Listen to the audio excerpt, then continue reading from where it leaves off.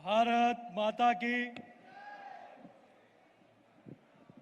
अरे भैया जोर से बोलो जरा, जो तौर है दुनिया का उस तौर से बोलो। और ये राजस्थान में बहरों का इलाका है, जरा जोर से बोलो। बोले भारत माता की, भारत माता की। इस गूंगी और बहरी सरकार को उखाड़ फेंकने के लिए नहीं सहेगा राजस्थान कैंपेन की शुरुआत के उस अवसर पर भारतीय जनता पार्टी के इस विशाल परिवार के मुखिया, हम सब के मार्गदर्शक, पार्टी के राष्ट्रीय अध्यक्ष आदरणीय जेपी नड्डा साहब आज इस कैंपेन की शुरुआत कर रहे हैं। इस राजस्थान की वीर धरा पर एक बार जोरदार ताली से आदरणीय राष्ट्रीय अध्यक्ष जी का स्वागत और अभिनंदन करें। ताली जरा जोर से बजनी चाहिए।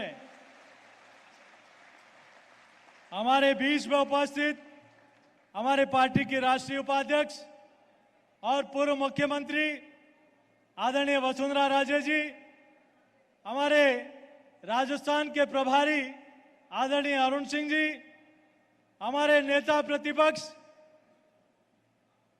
राजस्थान विधानसभा के नेता प्रतिपक्ष आदरणीय राजेंद्र सिंह जी राठौर साहब, भारत सरकार के कानून मंत्री आदरणीय अर्जुन मेघवाल साहब, हमारे सह प्रभारी आदरणीय विजया जी, हमारे चुनाव के सह प्रभारी और गुजरात के पूर्व उप मुख्यमंत्री आदरणीय नितिन पटेल जी, यहाँ उपस्थित हमारे उपनेता आदरणीय सतीश जी भाई साहब, हमारे राष्ट्रीय मंत्री आदरणीय अलका जी, हमारे पूर्व अध्यक्ष आदरणीय अरुण चतुर्वेदी जी, आदरणीय अशोक परनामी जी, हमारे सांसद माननीय रामचरण बोरा जी, माननीय राज्यवर्धन सिंह जी, आदरणीय घनश्याम जी तिवारी साहब, आदरणीय राजेंद्र गहलोत जी, और जो भ्रष्टाचार के खिलाफ हमेशा संघर्ष करते हैं ऐसे डॉक्टर किरोड़ी लाल जी, हमारे पार्टी के जिलाध्यक्ष जी, तमाम हमारे पदाधिकारीगण, यहाँ उपस्थित देवतुल्य जनता जनार्दन, पत्रकार बंधुओं, मैं आज इस गणेश जी की धरती पर आदरणीय राष्ट्रीय अध्यक्ष जी का स्वागत और अभिनंदन करता हूं कि इस राजस्थान की गूंगी बहरी सरकार को, इस नकारा और निकम्मी सरकार को, जो सरकार जिस वादों की बुनियाद के आधार पर चुन के आई वो हर मामले में आज फेल साबित हुई, और इसीलिए नहीं सहेगा राजस्थान। एक ऐसे कैंपेन की शुरुआत आदरणीय राष्ट्रीय अध्यक्ष जी के हाथों हो रही है। आज मेरे पूर्व के वक्ताओं ने ये नहीं सहेगा राजस्थान आखिर क्यों, एक तरफ वो दिल्ली की सरकार है और उसके मुखिया आदरणीय नरेंद्र मोदी जी है, जिन्होंने जो कहा वो करके दिखाया, और जो 60 सालों में नहीं हुआ वो मोदी जी ने 9 वर्ष में करके दिखाया है। अरे हम कल्पना भी नहीं कर सकते थे कि हम अपने जीवन में प्रभु श्री राम का मंदिर, भव्य मंदिर अपनी आंखों से देख पाएंगे क्या। लेकिन दूसरी तरफ राजस्थान में एक ऐसी सरकार जिन वादों की बुनियाद पर चुन के आई वो हर वादे पर विफल साबित हुई, और इसलिए राजस्थान की जनता त्राहिमाम।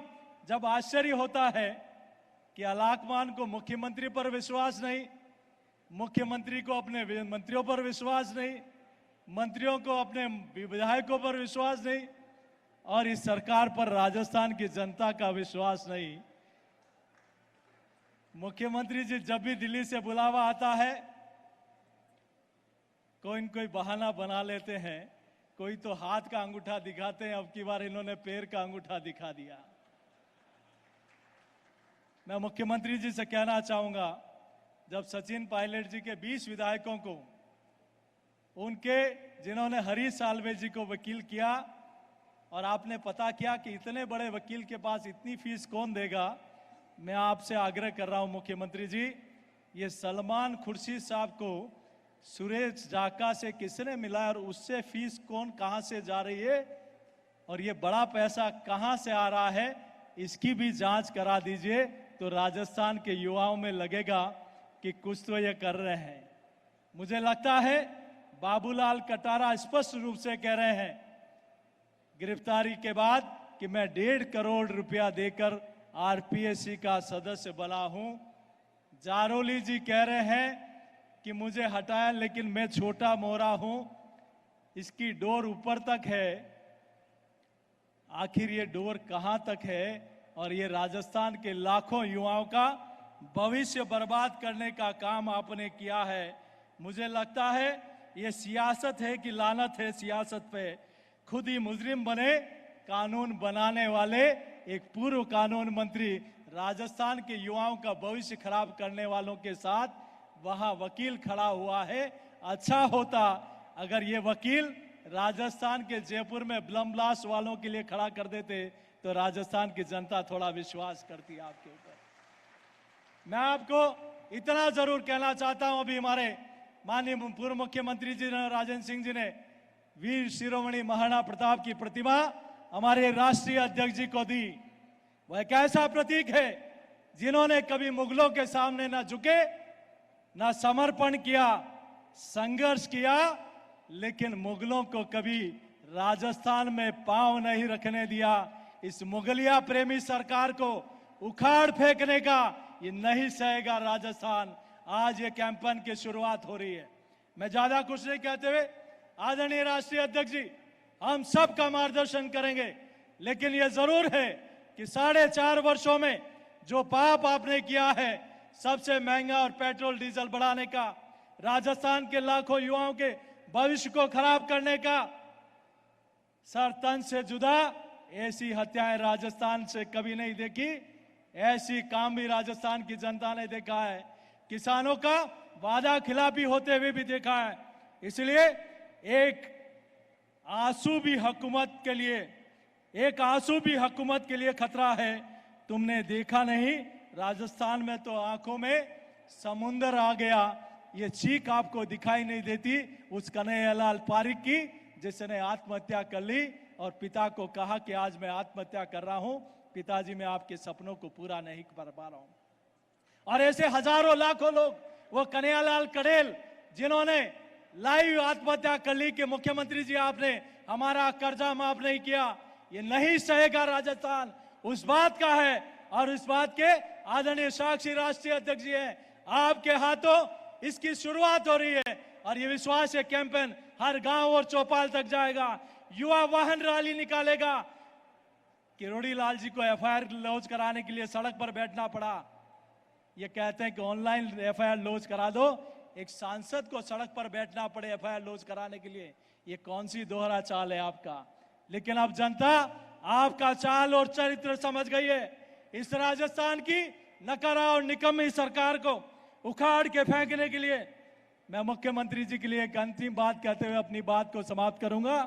अरे थोड़ी बहुत भी इंसानियत होती तो आप स्वयं इतने काले कारनामों के बाद कुर्सी छोड़ देते।